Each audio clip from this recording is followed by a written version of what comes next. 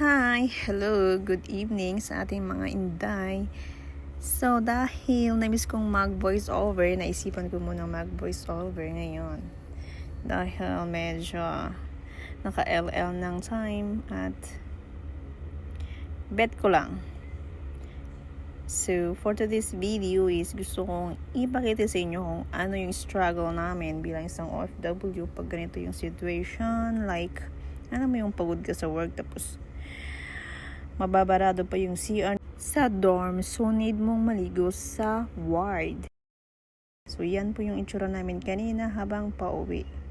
Right after ng work namin, doon na kami naligo, doon na rin kami naglaba, and look at me, my god, diba nakakahiya. Ewan ko ba pero bigla akong na-conscious siya. Feeling ko may nakita akong pogi kasi kidding aside, pero totoo naman talaga, diba? Nakaka-conscious yung itong itsura, yung dami mong bit-bit, diba? So, ayan lang.